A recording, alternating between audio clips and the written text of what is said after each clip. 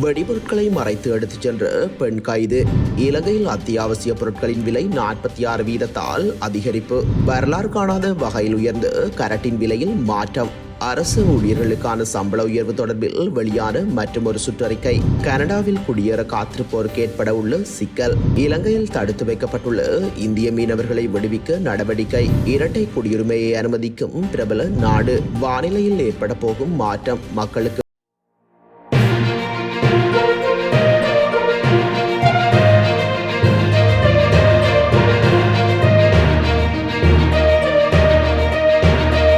கொட்டவேகர பகுதியில் உள்ளாடைக்குள் வெடிபொருட்களை மறைத்து எடுத்துச் செல்ல முயன்ற பெண்ணொருவர் போலீசாரினால் கைது செய்யப்பட்டுள்ளார். இந்த கைது நடவடிக்கையானது நேற்று முன்தினம் இடம்பெற்றுள்ளது. கொட்டவேகர பலுக சந்தியில் யுக்திய விசேட சோதனை நடவடிக்கைக்காக அமைக்கப்பட்டுள்ள வீதி சோதனை சாவடியில் வைத்தே குறித்த பெண் கைது செய்யப்பட்டுள்ளார். நேற்றைய தினம் போலீஸ் விசேட அதிரடிப்படையினரும் போலீசாரும் இணைந்து யுக்திய சோதனை நடவடிக்கையின் ஒரு அங்கமாக கொட்டவேகர் பலுக சந்தி பகுதியில் போலீஸ் மோப்ப நாய்களை பயன்படுத்தி நீண்ட தூர சேவை பேருந்துகளை சோதனையிட்டுள்ளனர்.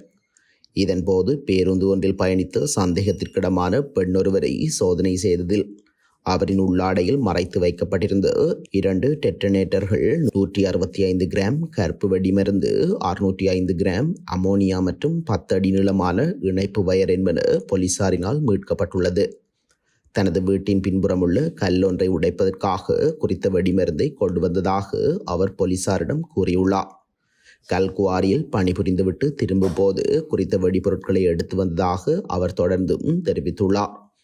எனினும் அவரது வாக்குமூலங்களில் முரண்பாடுகள் காணப்படுவதால் சந்தேக நபரான பெண் தடுத்து வைக்கப்பட்டு மேலதிக விசாரணைகளை போலீசார் மேற்கொண்டு வருகின்றனர். ஒரு வருடத்திற்குள் அத்தியாவசிய பொருட்களின் விலை 46% அதிகரித்துள்ளதாக இந்த நாட்டின் பொருட்கள் விலை தொடர்பில் சர்வதேச ரீதியில் நடத்தப்பட்ட கணக்கெடுப்பில் தெரிய வந்துள்ளது. பிபிசி செய்தி சேவையினால் இந்த ஆய்வு நடாத்தப்பட்டுள்ளது. 3 மரக்கறிகள், 2 வகையான அரிசி, சீனி மற்றும் ஒரு வகை மீன் மற்றும் 2 வகையான பழங்கள் அடங்கிய ஒரு பையின் விலை பாரிய அளவில் அதிகரிக்கப்பட்டுள்ளதாக அந்த அறிக்கையில் மேலும் தெரிவிக்கப்பட்டுள்ளது.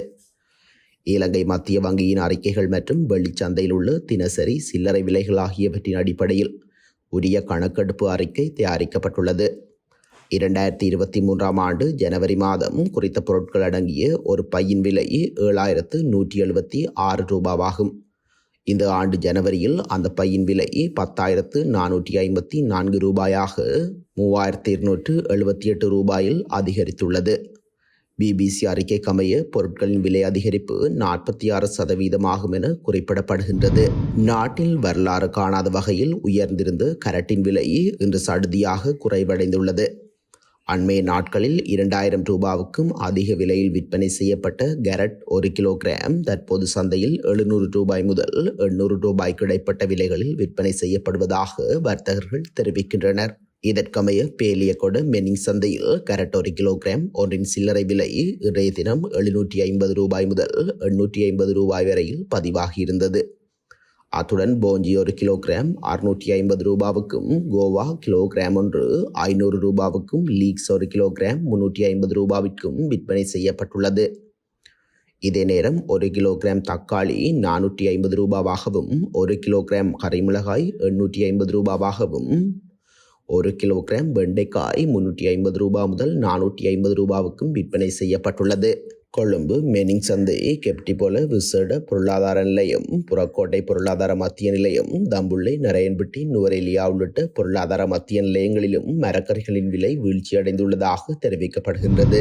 இந்த வருடம் மார்ச் மாதம் வரையான 5,000 ரூபாய் வாழ்வாதார கொடுப்பனவுக்கான நிலுவைத் தொகை அடுத்த வருடம் 2025 ஜனவரி மாதம் முதல் மார்ச் மாதம் வரை வழங்கப்படும் என அறிவிக்கப்பட்டுள்ளது. திரைசேரியின் செயலாளர் மஹிந்த ஸ்ரீவர்த்தன அனைத்து அரசு நிறுவனங்களுக்கும் சுற்றறிக்கை மூலம் இதனை அறிவித்துள்ளார். வரவு செலவு திட்டத்தில் 7,800 ரூபாய் வாழ்க்கை செலவு கொடுப்பனவை 10,000 ரூபாவினால் அதிகரிக்கவும், ஏப்ரல் முதல் அதிகரிப்பை வழங்கவும் முன்மொழியப்பட்ட போதிலும் இம்மாதம் முதல் மார்ச் வரையில் அந்த தொகையில் 50% வழங்குவதற்கு பின்னர் தீர்மானிக்கப்பட்டது. இதன்படி இம்மாதம் முதல் மார்ச் மாதம் வரையில் தலா 5,000 ரூபாவும் மீதமுள்ள தொகை அடுத்த ஆண்டும் வழங்கவும் தீர்மானிக்கப்பட்டுள்ளது. தற்போதைய வாழ்க்கை செலவு கொடுப்பனவான 7,800 ரூபாவுடன் 5,000 ரூபாவை சேர்த்து எதிர்வரும் மார்ச் மாதம் வரை 12,800 ரூபாவை செலுத்துமாறும், ஏப்ரல் மாதம் முதல் கொடுப்பனவை 17,800 ரூபாவாக அதிகரிக்குமாறும் சுற்றறிக்கையில் தெரிவிக்கப்பட்டுள்ளது. அதிகரித்த வாழ்க்கை செலவு கொடுப்பனவு சாதாரண மற்றும் தினக்கூலி ஊழியர்களுக்கு வேலை நாட்களின் அடிப்படையில் வழங்கப்பட வேண்டும் எனவும் சுற்றறிக்கையில் மேலும் குறிப்பிடப்பட்டுள்ளது. கனடா அரசியல்வாதிகளும் மக்களில் ஒரு பகுதியினரும் புலம்பெயர்ந்தோர் கனடாவுக்கு வருவதை எதிர்ப்பதாக ஆய்வுகள் தகவல் வெளியிட்டுள்ளன. அத்தோடு கனடாவில் ஏற்பட்டுள்ள வீட்டு பற்றாக்குறைக்கு புலம்பெயர்ந்தோர் தான் காரணம் என சில அமைச்சர்கள் குற்றம் சாட்டியுள்ளனர். கனடாவில் புலம்பெயர்தலானது பேசுபொருளாகியுள்ள நிலையில் அரசியல்வாதிகள் புலம்பெயர்தலை எதிர்ப்பதை அந்த நாட்டு செய்திகள் தெரிவிக்கின்றன. புலம்பெயர்வோரை வரவேற்கும் நீங்கள் அதற்கேற்ப வீடுகளை கட்ட வேண்டாமா என அரசை நோக்கி எதிர்க்கட்சிகள் கேள்வி எழுப்பியுள்ளன. கனடா அரசியல்வாதிகள் மட்டுமன்றி கனடா மக்களில் ஒரு பகுதியினரும் புலம்பெயர்தலுக்கு எதிராக இருப்பது ஆய்வுகளில் வெளியாகியுள்ளது. சமீபத்தில் மேற்கொண்ட ஆய்வில் வெறும் 9% கனேடியர்கள் மட்டுமே பெருமெண்ணிக்கையிலான புலம்பெயர்ந்தோர் கனடாவுக்கு வருவதை ஆதரிக்கின்றார்கள் என்பதும் தெரிய வந்துள்ளது. அத்துடன் 43% பேர் இப்போது இருக்கும் எண்ணிக்கையிலேயே புலம்பெயர்வோர் வருகை இருக்குமானால் தங்களுக்கு பிரச்சனை இல்லை என்று கூற 39% பேர் குறைந்த எண்ணிக்கையிலான புலம்பெயர்ந்தோர் கனடாவுக்கு வந்தால் போதும் என நினைக்கின்றார்கள். அத்துடன் 72% கனேடியர்கள் கனடாவின் மக்கள் தொகை அதிகரிப்பில் புலம்பெயர்ந்தோரின் பங்கு முக்கியமானது என கருதுவதாக தெரிவிக்கப்படுகின்றது.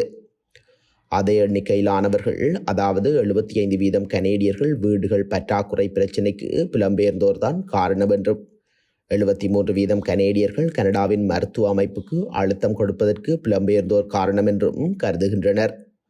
63% கனேடியர்கள் பள்ளிகளில் கனேடிய மாணவர்களுக்கு இடப்பற்றாக்குறை ஏற்படுவதற்கு புலம்பெயர்ந்தோர் காரணம் என்றும் கருதுவது ஆய்வில் தெரியவந்துள்ளது.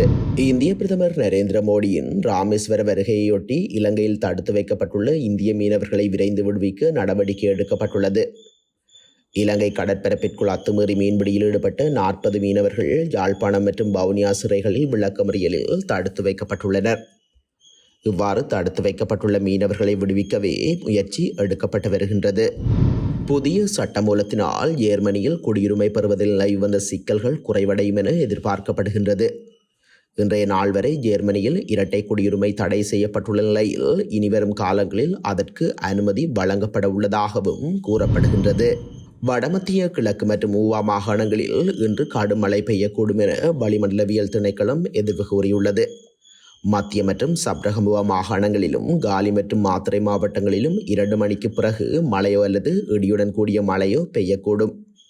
மேல் சப்ரகமுவா மற்றும் மத்திய மாகாணங்களிலும் காலி மற்றும் மாத்தறை மாவட்டங்களின் சில இடங்களிலும் காலை வேளையில் பனிமூட்டமான நிலை காணப்படும் எனவும் அறிவிக்கப்பட்டுள்ளது.